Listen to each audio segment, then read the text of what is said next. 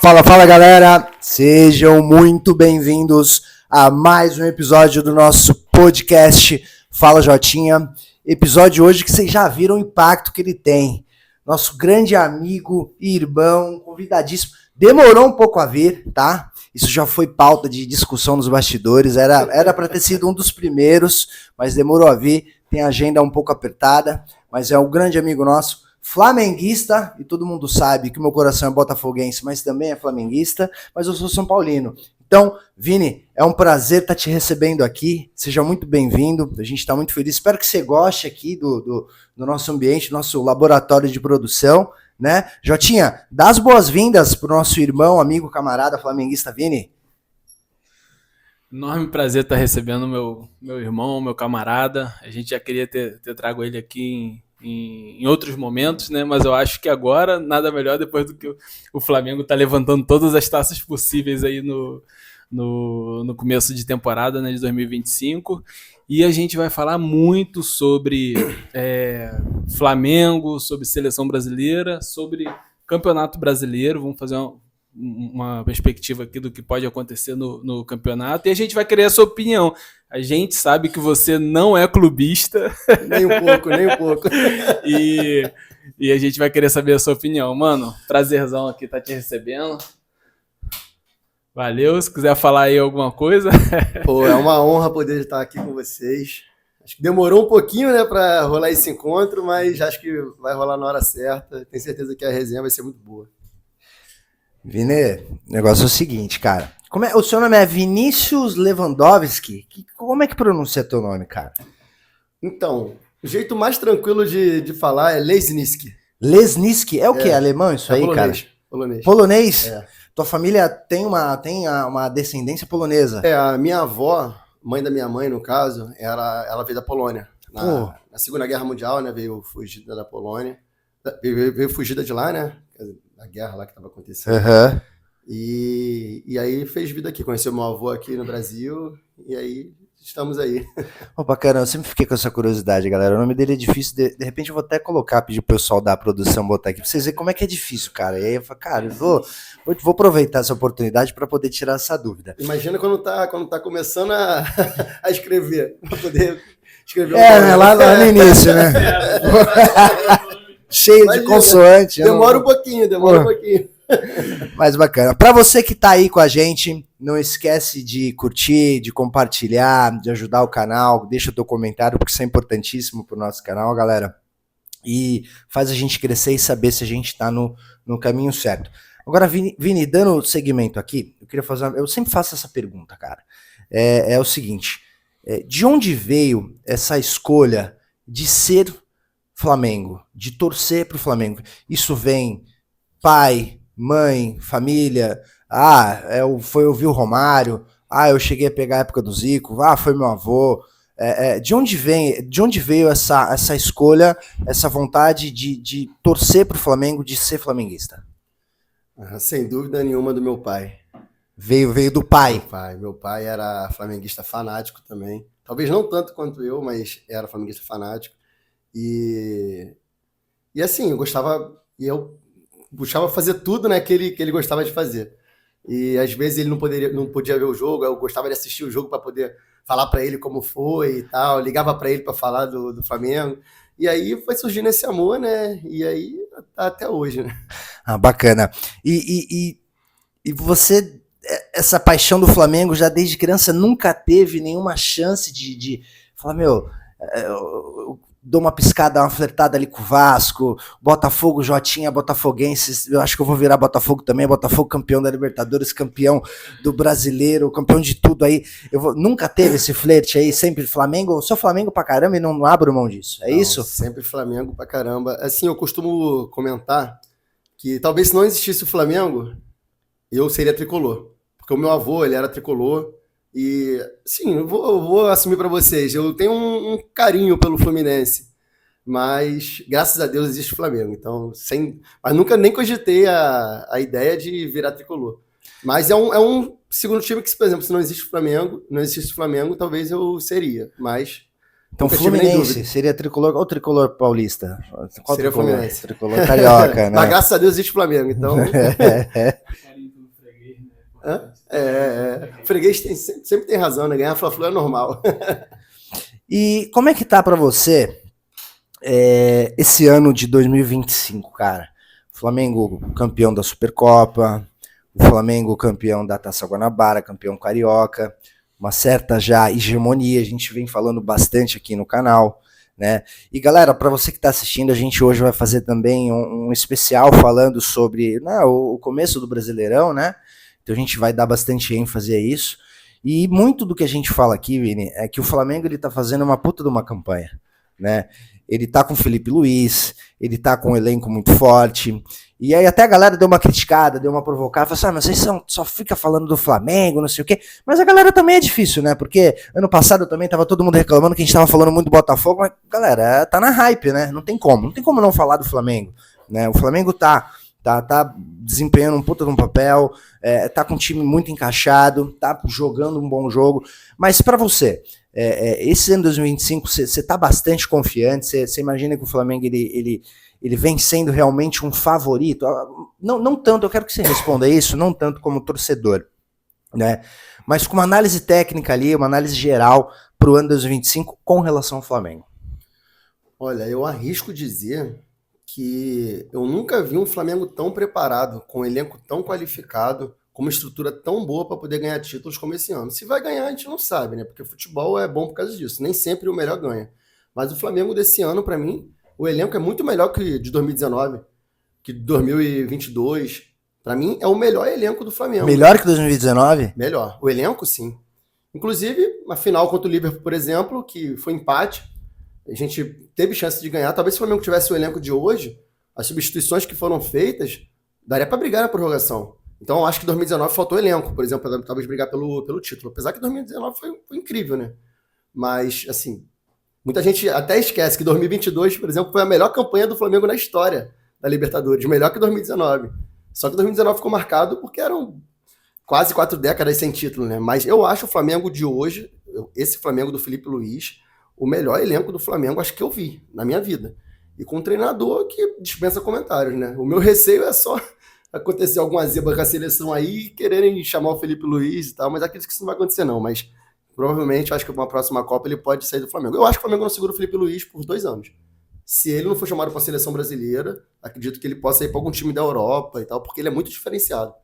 Eu acho que ele é um treinador que, se ele for para a Europa, ele pode mudar esse status de treinador brasileiro não dá certo na Europa, igual, por exemplo, treinadores argentinos. Porque ele é um cara muito inteligente, ele é um poliglota, ele é muito respeitado em todos os países que ele vai, então ele tem um perfil europeu. Então eu acho que o Flamengo não segura ele muito tempo não, por 2 anos. Mas o Flamengo desse ano, eu vejo o Flamengo mais preparado para ganhar títulos. Não quer dizer que vai ganhar, mas a possibilidade é altíssima. Quando a gente é inevitável, né, e falar sobre técnico do Flamengo, falar sobre referência do Flamengo, a gente fala sobre o Felipe Luiz, mas é inevitável lembrar do Jorge Jesus, né? Você acha que o Felipe Luiz ele alcançou esse mesmo patamar? Ele tá ali com essa mesma identificação que o Jorge Jesus deixou para a história do Flamengo? Identificação, sim.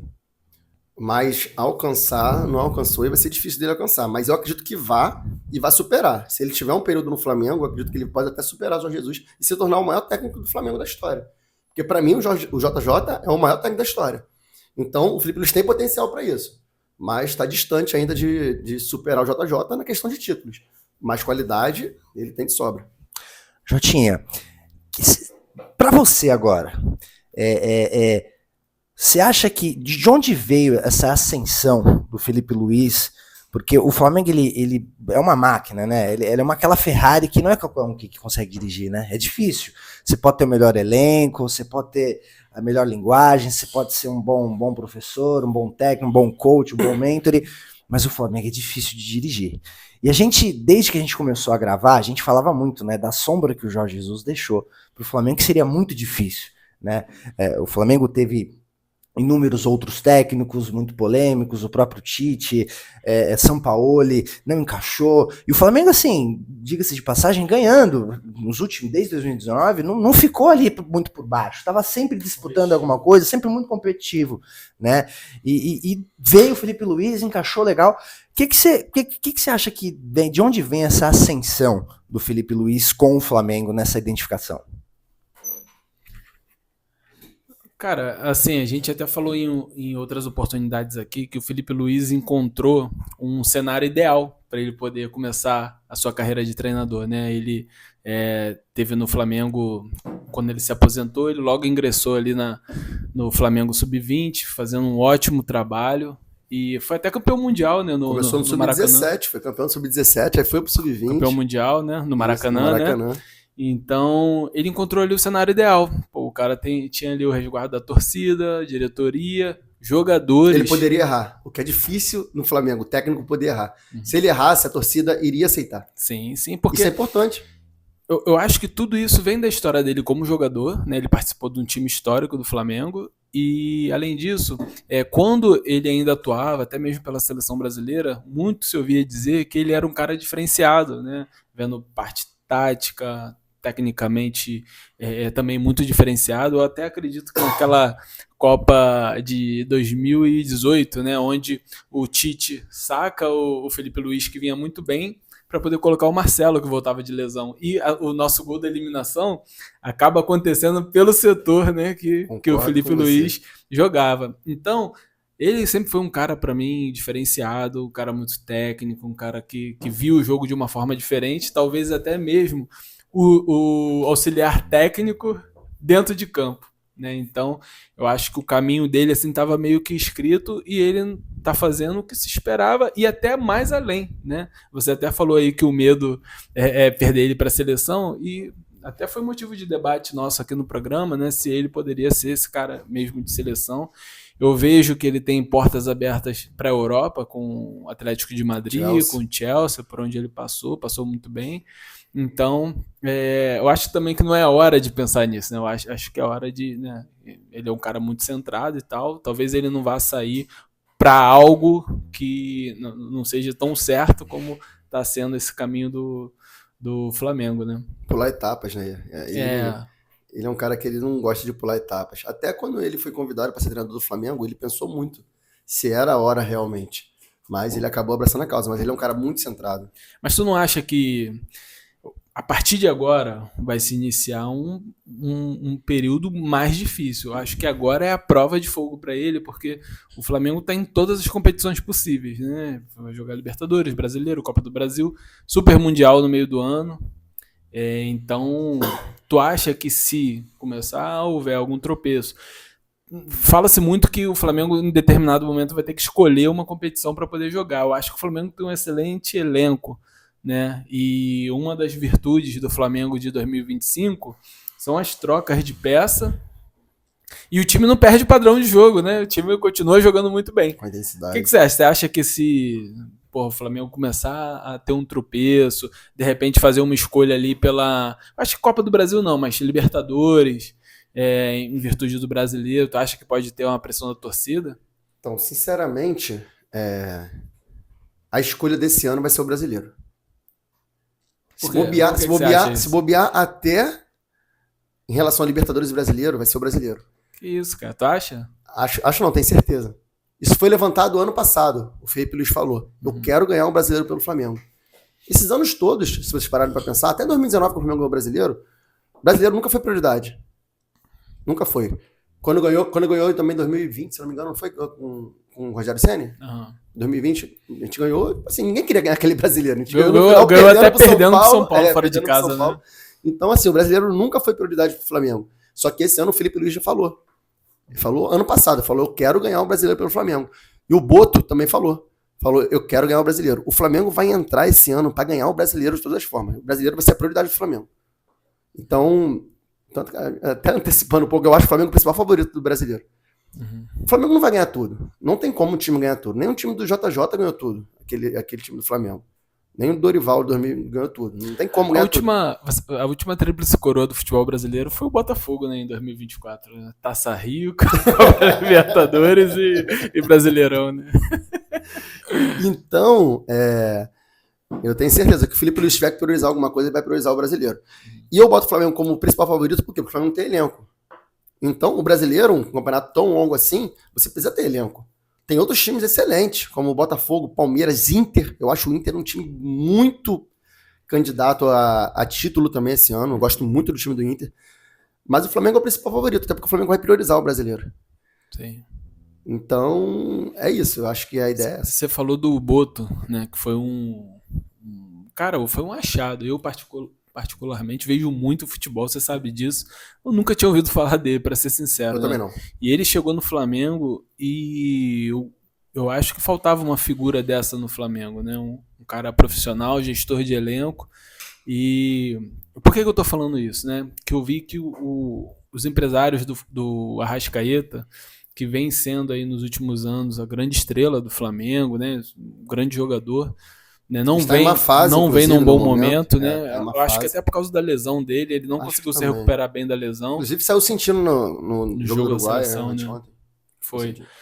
E os empresários pressionando, né, para que o Flamengo pudesse já fazer uma renovação de contrato, sendo que ele tem contrato até 2027, me parece, 2026, final de 2026, né? E não faz muito sentido para mim, né, o jogador que já tem um contrato aí de 2 anos, renovar. Eu acho que é vendo que tá tendo ali uma decadência física, talvez técnica ali do Arrascaeta, os caras já de olho. E talvez se não fosse uma diretoria mais profissional, que eu acho que essa diretoria do Flamengo é mais profissional do que a que saiu no ano passado, né? Talvez os caras, por impulso, porra, Arrascaeta, vamos renovar, a gente não pode perder esse cara. E ele não, falou, não, pô, não tem por que a gente renovar agora, vamos ter calma e tal, né? E eu queria, né, a tua opinião sobre isso, né? Sobre, tu acha que essa figura está sendo realmente relevante e que talvez isso no ano passado possa ter faltado para o Flamengo poder ter atingido aí os objetivos, né? Olha, eu vou te ser sincero, eu não tenho uma opinião formada ainda sobre o Boto. Não tenho, até porque eu não conhecia e tal. Eu acho que ele não mostrou nada ainda que possa dizer que ele é um cara diferenciado, um cara que vai mudar. Pode vir a ser, sim, pode, mas eu acho que ainda está muito cedo para falar. E, assim, em relação à diretoria passada, eu gostava muito da diretoria passada. Gostava muito do Landim. O Landim, ele também teve esse cuidado também em relação até ao Gabigol. O Gabigol queria renovar por anos e anos. O Gabigol tá em decadência. 28 anos, o cara não ganha na corrida de ninguém mais. E pra mim, é o ídolo do Flamengo, que só tá abaixo do Zico. Tá mesmo patamar de Leandro, de Júnior e tal, mas o cara não tava rendendo mais. Então, o Landim teve esse cuidado de não renovar por 3, 4 anos, pagar um salário de 2 milhões e pouco. Um cara que não tá rendendo. Querendo ou não, se o cara, mais que o cara seja ídolo, mas o cara tem que render.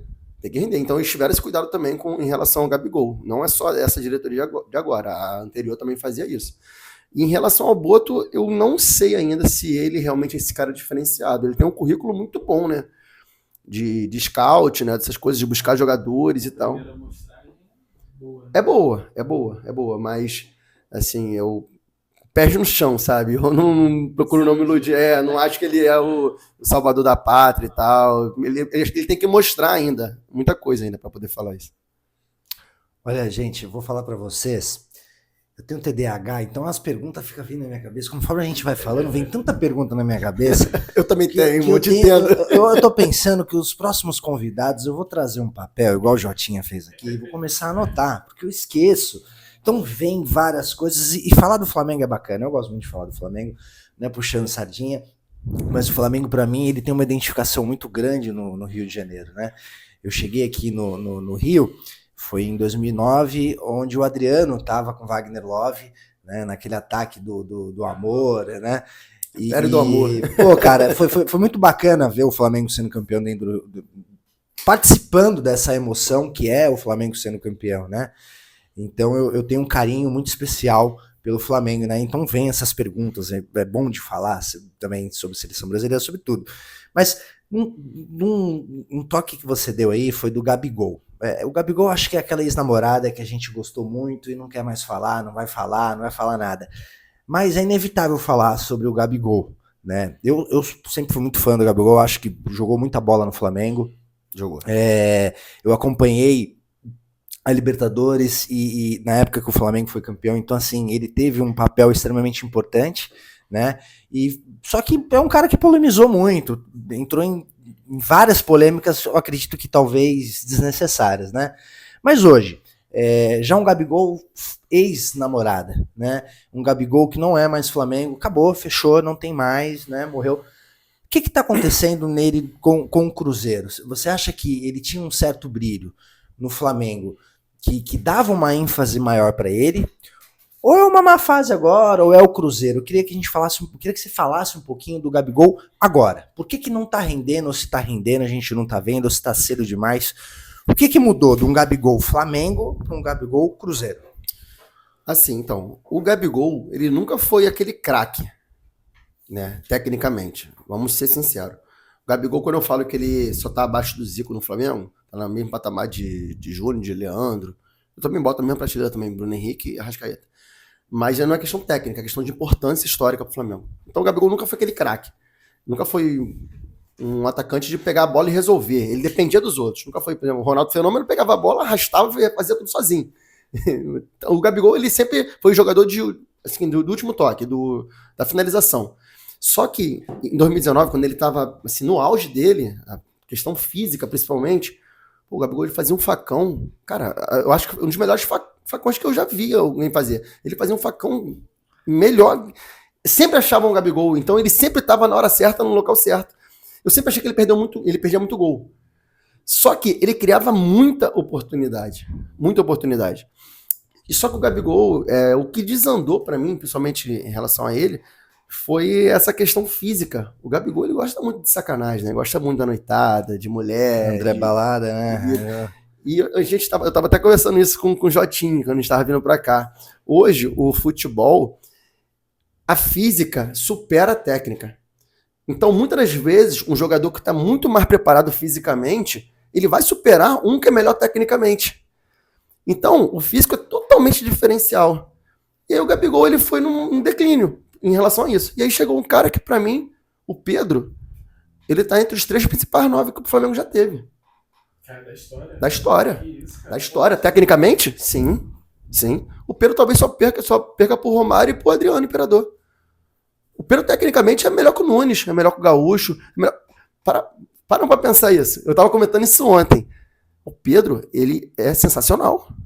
O Pedro, ele é um 9 que é difícil de achar no mundo.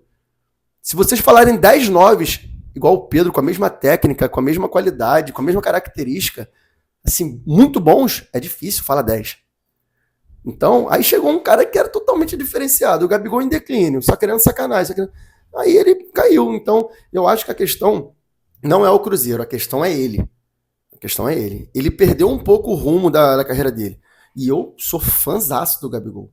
Sou fãzaço. Só que eu acho um desperdício. É um cara que nunca foi provido de uma técnica absurda. Mas é um cara que tinha muito a entregar. O Gabigol tem 28 anos. Ele é muito novo para poder estar num declínio de carreira desse.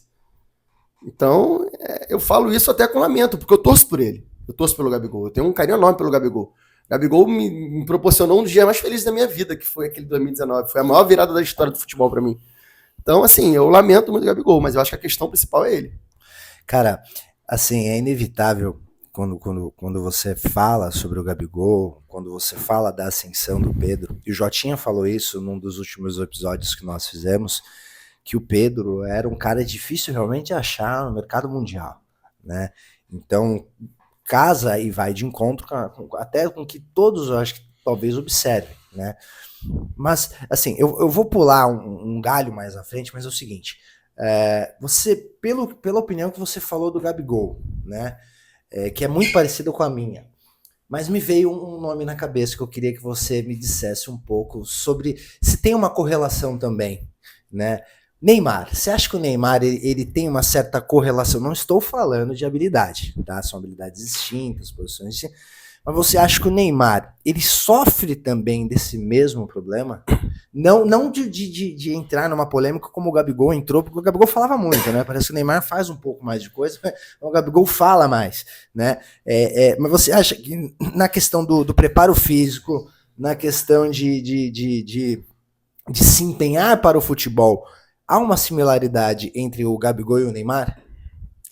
Questão de sacanagem, de gostar muito de noite, de mulher, sim, porque tecnicamente não tem nem como comparar. Eu acho o Neymar um cara absurdo. Eu acho que o Brasil só ganha a Copa do Mundo do ano que vem se o Neymar estiver bem. Vini Júnior é o melhor do mundo atual, mas, por exemplo, comparar o Neymar com o Vini Júnior não tem como. O Neymar é um absurdo, o Neymar é um dos maiores jogadores da história do Brasil. O Neymar, pra mim, ele tecnicamente, ele é muito melhor que o Cristiano Ronaldo. Só como jogador, como história, como profissionalismo, o Cristiano Ronaldo é o cara mais profissional que eu já vi na história do futebol. O cara conseguiu ser melhor do mundo com o Messi, que o Messi pra mim só tá abaixo do Pelé. Então, tipo assim, o cara conseguir superar o Messi só no físico, na vontade, no trabalho e tal, o cara é um absurdo. Mas pra mim o Neymar, ele tem mais recurso que o Cristiano Ronaldo. Só que o Neymar é outro cara que também gosta muito de uma sacanagem. Então, o Neymar pra mim, ele já poderia ter sido o melhor do mundo. Aquele ano que o Messi foi eleito o melhor do mundo, que o Neymar destruiu. Lembra disso? No Barcelona? Pô, aquele ano, pra mim, o Neymar merecia ser o melhor do mundo. Então, eu acho que o Neymar já deveria ter ganhado. Mas o Neymar, ele é uma coisa absurda. Então, pô, eu sou muito fã do Neymar, então é até difícil falar dele. Mas sim, ele sofre da mesma questão do Gabigol, essa questão de falta de profissionalismo. Porque se fosse um cara focado, se ele tivesse metade do foco do Cristiano Ronaldo, ele ia ser absurdo. Ele poderia ser um dos maiores da história do Brasil, que pra mim ele é, mas ele poderia ser ainda mais. Ainda mais. Então, acho cravar que Neymar, um pouco mais isso, né? Sim. Mas ele é absurdo. O Brasil só ganha a Copa do Mundo se o Neymar estiver bem. A gente vai entrar em papo de seleção, mas bom, é inevitável, né? Eu puxei a questão do Neymar com o Gabigol, porque isso puxa muito do que é a seleção brasileira, né? Uma série de outros debates. Mas o Jotinha, eu acho que quem é seguidor nosso aí, pra falar em seguidor nosso, deixa eu puxar, olha o TDAH aí, ó. Cara, Ravilson, grande Ravi, São Paulo, Tatuapé, um grande beijo, meu amigo. Ele comentou lá no último vídeo. Ravi, chama a gente lá no Instagram, no privado lá, eu vou bater um papo com você. E nós vamos falar de Corinthians, Ravi. Não deixa de curtir, não deixa de compartilhar e continua comentando que o Coringão é campeão paulista 2025. Tá cravado. Confia no que eu tô falando. Corinthians campeão 2025, tá? Mas não esquece de chamar a gente lá no privado, a gente vai bater um papo. Você é um grande fã nosso, adorei teu comentário. E sim, nós vamos falar um pouquinho de Corinthians, o Vinão vai falar do Corinthians. Mas aqui, o Jotinha, ele é muito fã do Neymar, ele até parece um pouquinho, às vezes eu fico olhando o Neymar, eu acho parecido, não como pessoa, tá, Fernandinha? Como o jeito, né? Não como pessoa, não também dizendo que a pessoa do Neymar é ruim, gente, porque o vídeo foi fake, aquele vídeo foi o sósia dele, então tá provado, não tô entrando nesse detalhe, mas o Jotinha, ele tem um jeitinho, o Jotinha futebol tem um parece também. Né? O futebol também joga. Jotinha, o que você achou dessa similaridade que eu falei do Gabigol ali em relação à disciplina, o foco com o Neymar, Flamengo, seleção? Entra nessa dança com a gente aí. Pedir, né, aproveitando aí sobre o comentário do Ravi, galera, não deixa de estar curtindo nosso conteúdo, compartilhando, comentando. Você pode deixar o seu comentário aí no vídeo que a gente traz aí no próximo. Respondendo a pergunta dele, eu acho sim que o Corinthians, a pergunta dele foi o seguinte, ele perguntou se a gente achava que o Corinthians, mesmo com essa eliminação aí da Libertadores, tinha condição de brigar pelos outros títulos, né? Que ele vai disputar esse ano. E, cara, respondendo, eu acho que sim, né? Não sei a opinião de você, mas eu acho que sim. Eu acho que o Corinthians, hoje, a gente até debateu isso antes, né, do Corinthians, fazer esse vexame na Libertadores, né? Eu considerava e até considero. Eu acho que foi um acidente de percurso essa eliminação do Corinthians. Eu considerava o Flamengo e o Corinthians o melhor futebol sendo praticado no Brasil no começo do ano, né? O Corinthians muito bem. Acho que o Inter? O Corinthians... Acho que o Inter? O Inter também. O Inter também tá bem. Até que a gente vai falar daqui a pouco sobre o Brasileirão. Eu também acho que o Internacional é um dos principais candidatos. Mas assim, de futebol vistoso, acho que o Corinthians vinha jogando um futebol muito bonito. E voluntarioso, né? Um time ali guerreiro dentro de campo, eu não entendi nada, né? Foi muito mal nos 2 jogos de pré-Libertadores, mas eu continuo achando o Corinthians aí com bastante força, tanto no Brasileiro, Sul-Americana, né? Eu vou passar aqui pro Vinícius para ver se ele quer falar alguma coisa sobre isso, e aproveitando, né, falando um pouquinho sobre Neymar, Gabigol, o Neymar para mim é o último gênio fabricado no futebol brasileiro. Para mim, o Neymar é o último gênio. Não concordo com a forma de dizer de que o Brasil só ganha a Copa se o Neymar estiver. Eu não acho. Acho que a seleção brasileira tem excelentes opções, é uma grande geração, muito contrário do que muitas pessoas falam. Eu acho que um técnico que tem na mão Rafinha, Vini Júnior, Rafinha que pode ser o melhor do mundo esse ano, Vini Júnior que foi o melhor do mundo na temporada passada, o Rodrigo que é um jogador subestimado no futebol brasileiro, merecia mais holofote porque ele é muito bom de bola, tem o Pedro que daqui a pouco está voltando, tem um meio campo com Bruno Guimarães, a zaga muito forte, então acho que a seleção brasileira tem uma ótima seleção, competitiva. Obviamente que você... não existe mais Ronaldo, Ronaldinho, não sei o que. Cara, não existe, não só para o Brasil, não existe para o futebol mundial.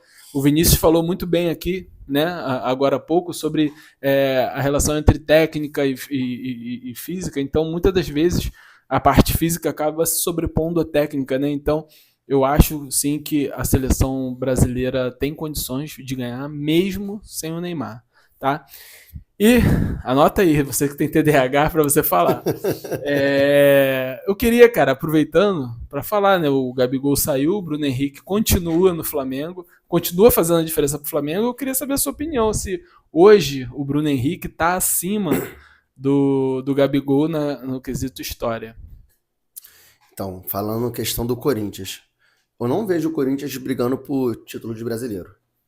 Eu acho que o Corinthians tem um bom time, tem um camisa 10 que é excelente, eu acho o Garro um jogador absurdo. O DPI também é muito bom de bola. O Yuri Alberto eu acho um 9 mediano, mas que está em boa fase. Mas eu acho que sim, que eles podem brigar por uma Sul-Americana. Eu acho que talvez seja até o principal campeonato que eles deveriam focar, a Sul-Americana, que eles têm muita chance de ganhar a Sul-Americana. E a Copa do Brasil também pode brigar, mas o brasileiro eu não vejo o Corinthians brigando por título, não. Eu vejo o Corinthians no máximo brigando por G6. Então, qual é o nome do rapaz? É Ravi, né? Ravi. Nada contra o Corinthians, mas é porque realmente eu acho que o time tá certinho, tá muito bom. Eu acho que só saiu por causa do jogo que fez, né? Contra o Barcelona lá, que deu uma pane total, tomou de 3-0. Foi um jogo atípico, que poderia estar na Libertadores, mas eu acho que o Corinthians, para brasileiro, ele não briga, mas para Sul-Americana ele tem grande chance. E a questão do Bruno Henrique, né? Que foi outra questão, ou teve alguma outra que você... Não, Bruno Henrique. Não, também do Neymar, que é o último gênio. Sim. A questão da seleção brasileira, assim, eu não tô... eu não tô, assim, desmerecendo a seleção, não. Até porque, por exemplo, a seleção ganhou da Colômbia. Agora muita gente fala, ganhou da Colômbia. Mas a Colômbia é uma seleção muito boa hoje. A Colômbia ganhou, recentemente, da melhor seleção do mundo, que é a Espanha. Então a Colômbia não é uma galinha morta, não. O Brasil ganhou de um adversário muito bom hoje em dia. Ganhou sem o Neymar. Então, não acho que o Brasil pode brigar pela Copa, mas é porque eu acho o Neymar muito diferenciado. Então, eu acho que o Neymar estando bem, o Brasil entra com grande chance de ser campeão na Copa do Mundo. Foi mais nessa questão, mas nunca desmerecer a amarelinha, porque a amarelinha, pô, a gente tem jogadores absurdos. O Rafinha tá jogando um absurdo. O Vini Júnior talvez não esteja tão bem como estava no passado, mas mesmo assim ele está bem. O Rodrigo joga muito. O Pedro, eu acho que o Pedro vai assumir essa 9 da seleção quando ele voltar. Não tem jeito, o Pedro é matador. Então, assim, lógico que a gente tem chance, mas o Neymar, eu torço muito pro Neymar chegar bem nessa Copa do Mundo. Porque eu acho que vai ser a última Copa do Neymar e talvez seja a última chance dele conseguir se tornar o melhor do mundo. Porque para mim, se o Neymar ganhar a Copa do Mundo com o Brasil, levando o Brasil, porque se ele estiver bem, o Brasil for campeão, ele vai ser protagonista. Ele tem chance de ganhar o melhor do mundo, que é o sonho do cara, né? Tem jeito. E essa questão de Bruno Henrique e Gabigol, para mim o Bruno Henrique ainda não superou o Gabigol nessa questão de idolatria de importância histórica. A questão de título superou, tanto que o Bruno Henrique e o Arrascaeta são os maiores campeões da história do Flamengo. Ganharam mais títulos que o Zico, só isso. Mas, pra mim, não superou o Gabigol. Pra mim, eles estão na mesma prateleira ainda. Tem tudo pra se tornar. Eu acho o Bruno Henrique um jogador fantástico, fantástico. Só que eu acho que o Bruno Henrique não é o Bruno Henrique de 2019. 2019 o Bruno Henrique é aquele cara que ele desequilibrava, ele arrastava. O Bruno Henrique hoje, lógico, a idade vai passando, vai mudando um pouco o estilo de futebol. Mas ele é um cara que decide muito, ele é um cara protagonista, ele é um cara muito importante, mas não é o Bruno Henrique de 2019. Mas ele tem tudo sim para talvez superar o Gabigol, tanto ele como o Arrascaeta. O Arrascaeta tá em uma fase agora, mas o Arrascaeta é gênio, gênio. Então eu acho que o Flamengo tem que tentar renovar o Arrascaeta por muitos anos também. O Bruno Henrique já renovou, acho que até 2030, se eu não me engano. Mas no momento ainda não, tá na mesma prateleira. Mas vai passar, vai ser natural. Até porque o Flamengo, esse Flamengo de hoje é o Flamengo mais bem preparado, né? Como eu falei agora há pouco. Então a tendência é vir mais títulos. Então acho que o Bruno Henrique vai superar o Gabigol, mas no momento ainda não. Tá na mesma prateleira. Cara, agora o debate ele fica um pouco mais difícil, porque falar para mim para eu falar de seleção brasileira, eu fico muito mais sensível na questão. Vini, hoje o que você acha que falta para a seleção ganhar uma Copa do Mundo? Qual a maior deficiência hoje da seleção a nível para ganhar uma Copa do Mundo? Assim, falar de seleção para mim também é complicado, porque eu sou um cara que eu gosto muito de assistir a seleção. Eu e o Jotinha, a gente assistiu quinta-feira. É porque hoje em dia o Brasil perdeu muito a identificação, né, com o torcedor. A galera é muito mais time hoje em dia, mas eu gosto de assistir a seleção brasileira. Eu sou muito patriota e eu gosto muito. Pô, eu sou fanático pela seleção brasileira. Assim, eu acho que o Dorival tá um pouco perdido. O Dorival ele vai muito na mídia, vai muito na pressão, vai muito no... Então acho que falta um pouco de coerência às vezes. Eu acho o Dorival um treinador muito bom. Muito bom. Mas eu não acho ele nível de seleção brasileira. Mas isso não quer dizer que ele não possa ganhar a Copa do Mundo, porque óbvio que pode.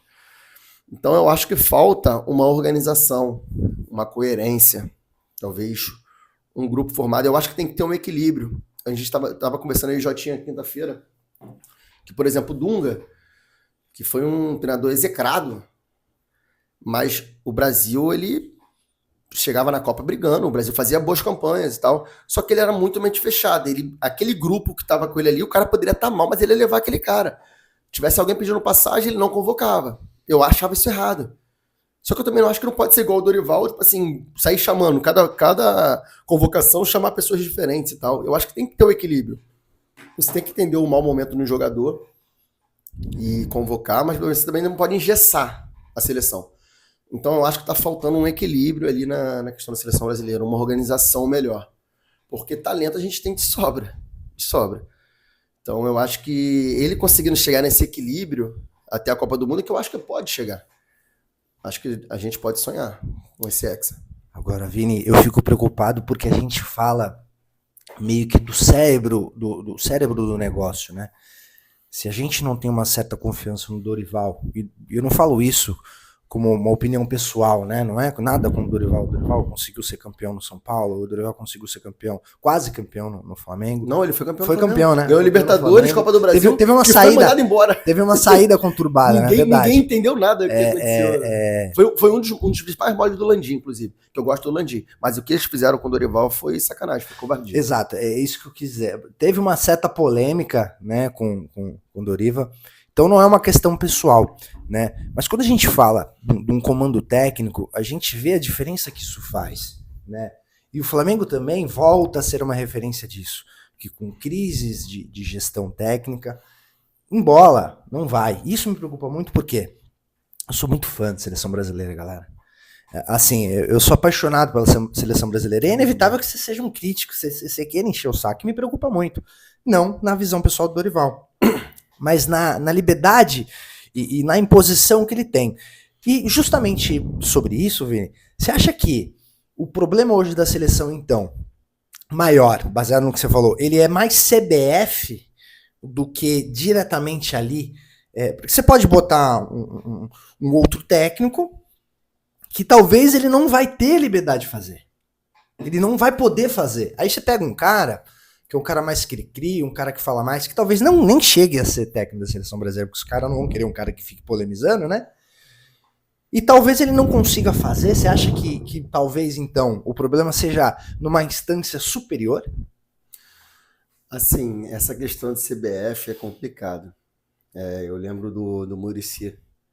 O Muricy, ele recusou a seleção brasileira, por quê? Porque ele foi chamado, só que ele falou, não, eu vou poder escalar quem eu quiser, eu vou poder convocar quem eu quiser, e ele recebeu uma negativa. Porque assim, tem que seguir o sistema. Então eu nunca imaginei que um técnico fosse recusar a seleção, e era o sonho do cara.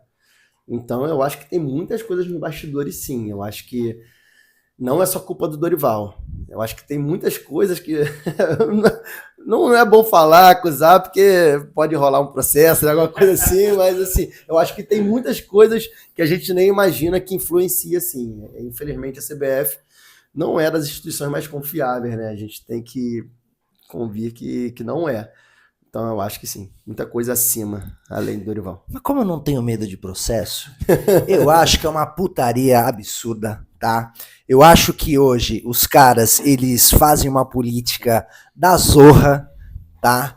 A modo Portugal, né? 1800 e cacetada. Concordo. E aí você convoca empresariado, você convoca o cara que ele prefere jogar no estrangeiro, no europeu, dá o melhor de si, mas quando ele joga em casa, ele veste uma camisa amarela só pra ele dizer que, pô, eu tô no melhor momento, eu não tenho como recusar, eu vou lá, vou jogar e tal, mas não tem amor, como a gente vê, infelizmente ou felizmente, uma seleção argentina jogando com vontade de ser campeão. Eu sou argentino, eu sou uruguaio, e eu acho que o Brasil perdeu essa identificação na vontade, tá? E puxando isso também, Vini. Falando sobre isso, qual você acha que foi o jogador que jogou, tipo assim, com essa identificação, estilo argentino joga agora no último jogo? Cara, Wesley. Disparado. Eu falei com o Jefferson, eu falei com o Jota, Jota, parece que o Wesley tava aquele cara com fome e tinha um prato de comida na frente.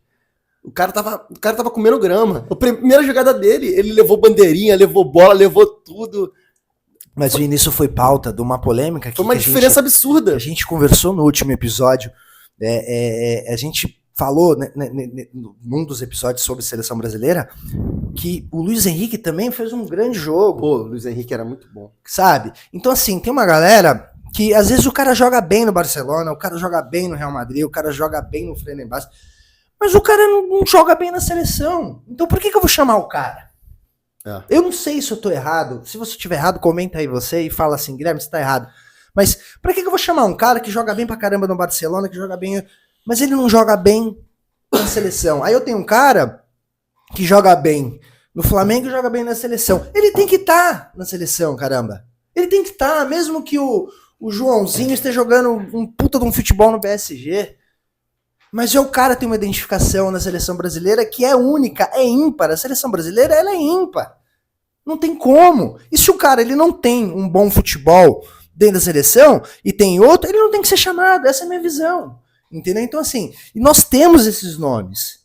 Nós temos essas pessoas. Enquanto a gente não investir, né, nesses nomes, nessas pessoas, nesses atletas que são uma identificação do que é a seleção brasileira, a gente vai passar por isso. Às vezes é um bom jogador, mas que na seleção, por motivos que eu não sei, eu não vou chutar a informação aqui, mas o que eu sei, e eu acho que todo mundo que assiste um jogo, você vai ver, do cara que tem um conhecimento técnico superior ou menor, ele vai falar assim, cara, esse cara nem tá correndo atrás da bola.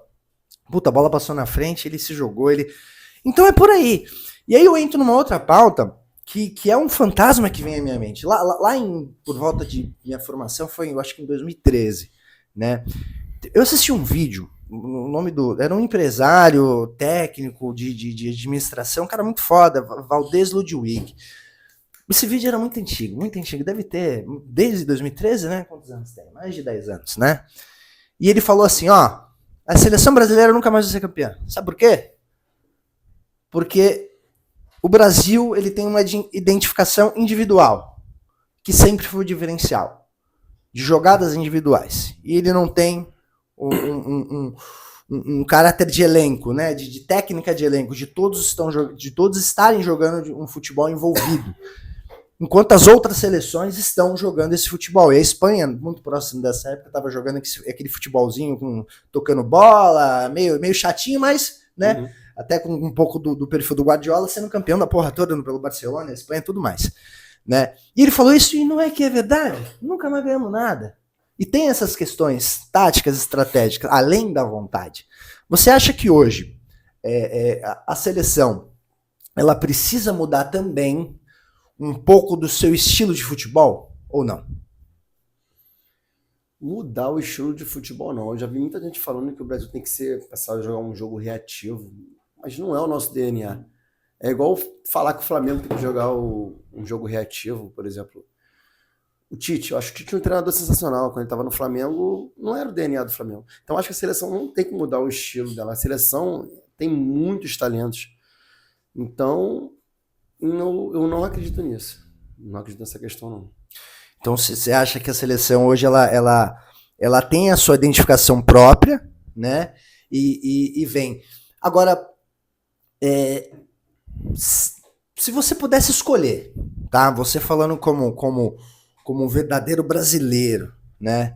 Você sente uma certa dificuldade ou uma certa diferença, vamos dizer assim, se a gente falasse que o Jorge Jesus poderia assumir a seleção brasileira? Você se sente assim no... Eu vou dizer por mim. Eu preferiria um técnico brasileiro. Certo? Eu preferiria um técnico brasileiro. Preferiria o Felipe Luiz que o Jorge Jesus, porque eu acho que tem que ser técnico brasileiro, tem que ser jogador brasileiro. Mas e você? Qual a sua opinião em relação a isso? Pode ter um técnico estrangeiro? Eu confesso para você que eu também preferiria um técnico brasileiro. Mas assim, mais que eu seja um fã do Felipe Luiz, eu acho que ainda não é o momento para ele. Talvez numa próxima Copa do Mundo, talvez 2030, eu acho que ele ainda tem que pegar mais bagagem, mais casca ainda. Entendeu? Eu acho que... E eu pular muitas etapas. Vou chamar o Felipe Luiz agora. O Jorge Jesus, mesmo preferindo um técnico brasileiro, eu acho que ele ia cair muito bem na seleção. De ser redondo, né? Muito bem na seleção. E assim, essa questão de seleção, assim, falando do Neymar, o Neymar hoje é o nosso único craque, né? Nosso único craque. E o Brasil, se vocês pararem para pensar, o Brasil sempre teve mais de um craque. Então acho que é muitas coisas nas costas do Neymar. Para pensar, 94. Só fala do Romário. Pô, o Bebeto era craque demais. O Bebeto jogava absurdo. Um absurdo. 1998 era Ronaldo Fenômeno, mas tinha o Rivaldo, que também em 2002. O Rivaldo ele é muito subestimado, né? O Rivaldo jogou muito. O Rivaldo foi um monstro. Eu acho que dizer que o Rivaldo em 2002 ele foi o melhor jogador da Copa, mais que o Ronaldo até, se bobear. Pô, aí pega 2006, Kaká, Adriano Imperador, Ronaldo, Ronaldinho Gaúcho e, pô, então é uma coisa absurda. Então o Brasil sempre teve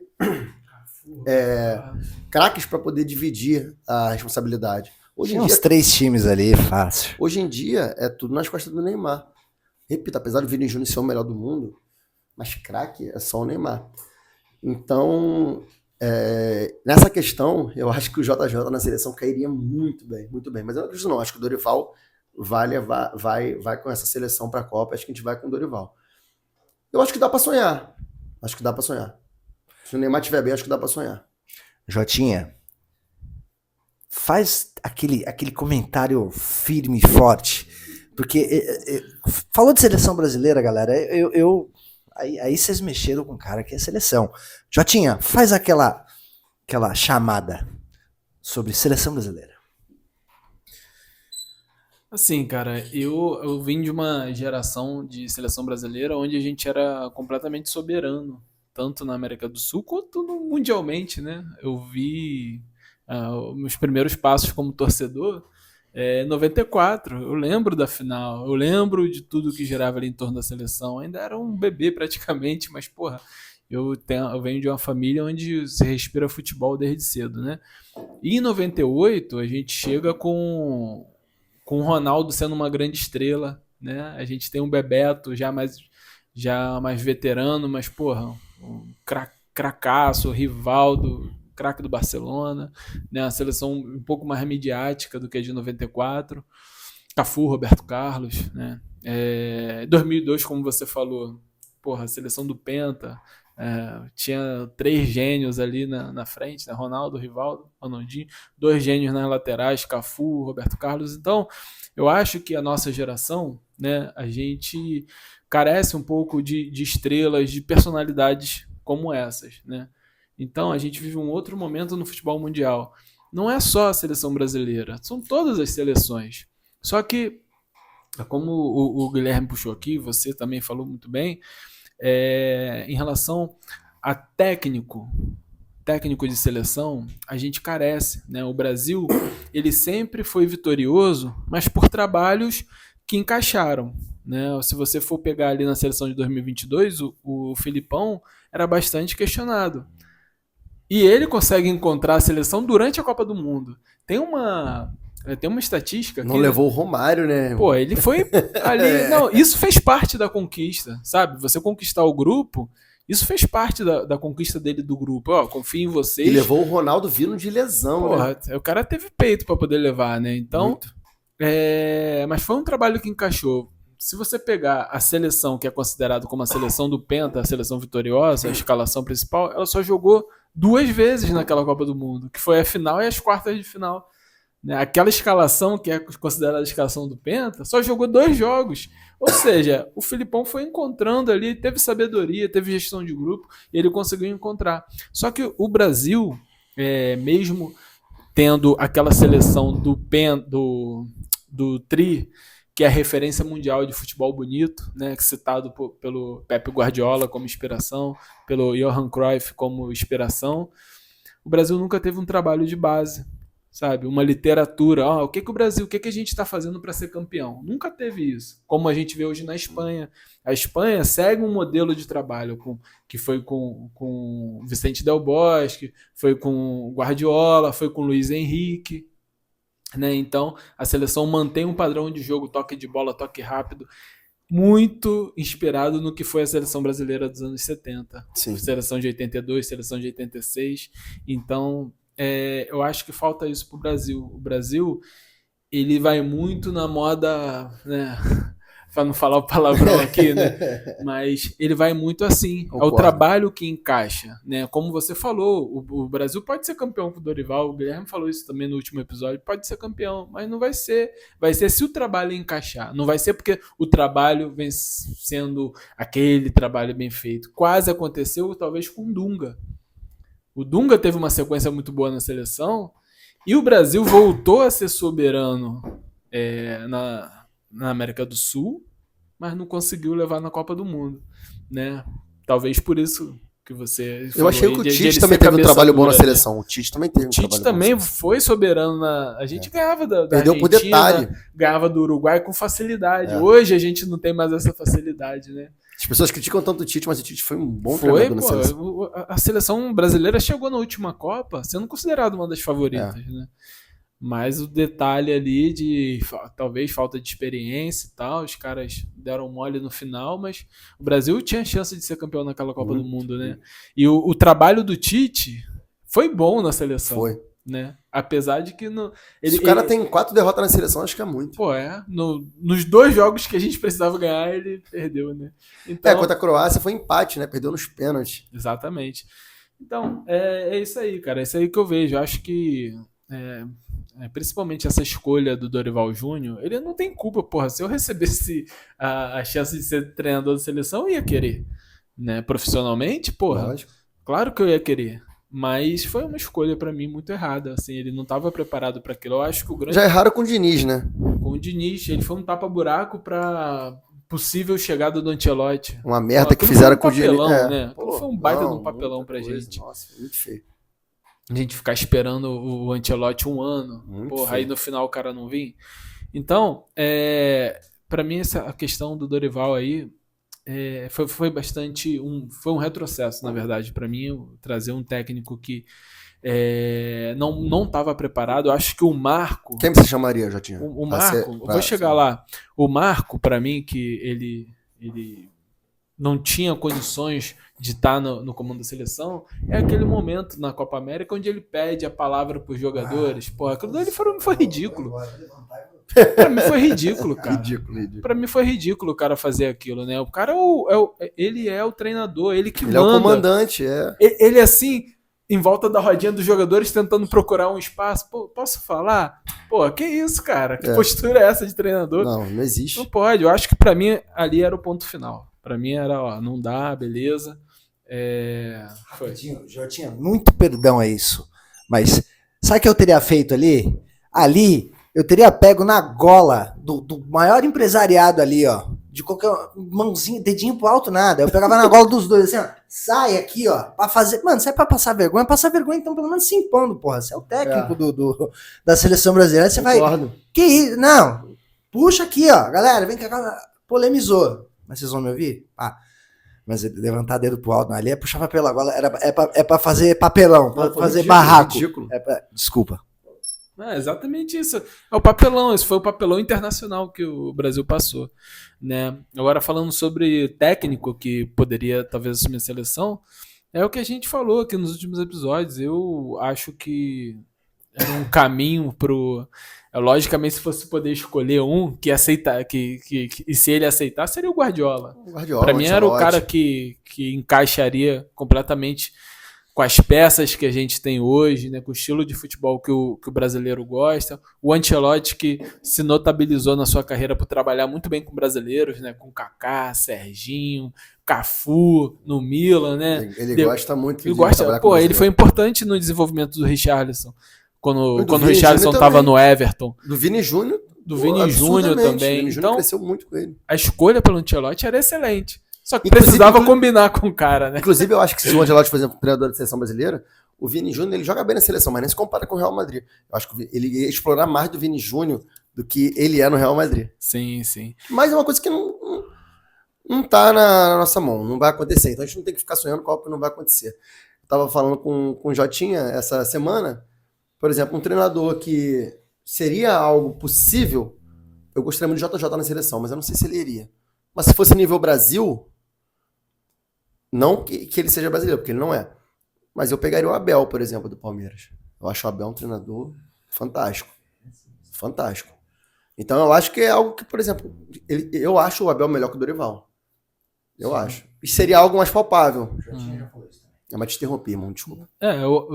Eu acho que dos treinadores possíveis, para mim, logicamente, é o Jorge Jesus, né? O Jorge Jesus, para mim, tem todo o perfil que a gente precisava nesse momento. Um cara enérgico, um cara que sobrepõe vaidades, o cara que não existe isso com ele. Um jogador ser maior do que eu, que sou o técnico, não existe essa porra. O cara não deixa. O cara falou, ó, não vou escrever o Neymar porque o Neymar não tem condições de jogar. Pô, acabou, meu irmão.